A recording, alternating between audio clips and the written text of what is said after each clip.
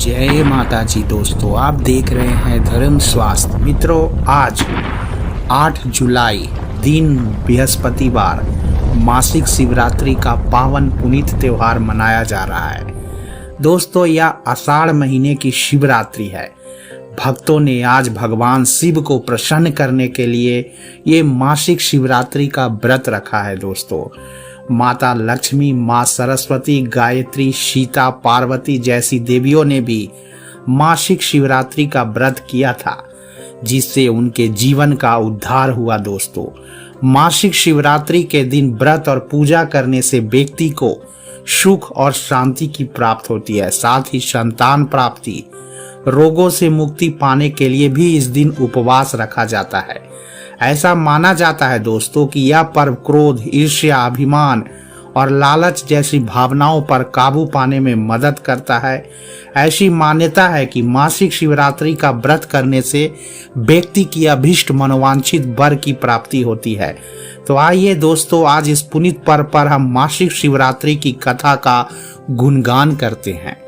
ओम नमः शिवाय के नाम से दोस्तों मासिक शिवरात्रि व्रत की कथा हम शुरू करते हैं। तो आइए पूरे भक्ति भाव से मासिक शिवरात्रि की कथा का श्रवण करते हैं। दोस्तों, पूर्व काल में चित्रभानु नामक एक शिकारी था। जानवरों की हत्या करके वह अपने परिवार को पालता था। वह एक साहूकार का कर्जदार था, लेकिन उसका ऋण समय पर ना चुका सका। क्रोधित साहूकार ने शिकारी को शिव मठ में बंदी बना लिया। संयोग से उस दिन शिवरात्रि थी। शिकारी ध्यानमग्न होकर शिव संबंधी धार्मिक बातें सुनता रहा। चतुर्दशी को उसने शिवरात्रि व्रत की कथा भी सुनी। शाम होते ही साहूकार ने उसे अपने पास बुलाया और ऋण चुकाने के विषय में बात किया। दोस्तों, शिकारी अगले दिन सारा ऋण लौटा देने का वचन देकर बंधन से छूट गया और अपने दिनचर्या की भांति वह जंगल में शिकार के लिए निकल गया। लेकिन दिन भर बंदी गृह में रहने के कारण वो भूख और प्यास से व्याकुल हो गया था। शिकार खोजते हुए वो बहुत दूर निकल गया। दोस्तों, जब अंधकार हो गया तो उसने एक विचार किया कि रात जंगल में ही बितानी पड़ेगी। वह वन एक तालाब के किनारे एक बेल के पेड़ पर चढ़कर रात बीतने का इंतजार करने लगा। बेल के पेड़ के नीचे शिवलिंग था, जो बेल के पत्तों से ढका हुआ था।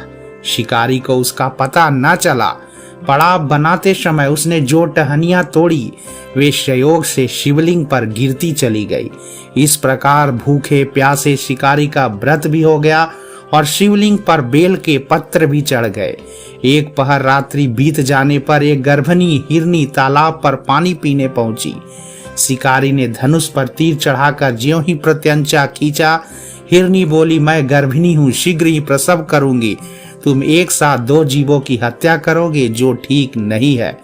मैं बच्चे को जन्म देकर शीघ्र ही तुम्हारे समक्ष प्रस्तुत हो जाऊंगी, तब मार लेना। शिकारी ने प्रत्यंचा ढीली कर दी और हिरन जंगली झाड़ियों में लुप्त हो गई। प्रत्यंचा चढ़ाने तथा ढीली करने के वक्त कुछ बिल्व पत्र फिर से अनायास ही टूटकर शिवलिंग पर गिर गए। इस प्रकार उससे अनजाने में ही प्रथम पहर का पूजन संपन्न हो गया। कुछ देर बाद एक और हिरन उधर से निकली। शिकारी को प्रसन्नता का ठिकाना न रहा। समीप आने पर उसने धनुष पर बाण चढ़ाया तो उसे देख हिरनी ने विनम्रता पूर्वक निवेदन किया, हे शिकारी, मैं थोड़ी देर पहले रीति से निवृत्त हुई ही कामातुर विरहनी हूँ। अपने प्रिय की खोज में भटक रही हूँ। मैं अपनी पति से मिलकर शीघ्र ही तुम्हारे पास आ जाऊंगी। शिकारी ने उसे भी जाने दे दिया। 2 बार शिकार को ठोककर उसका माथा ठनका।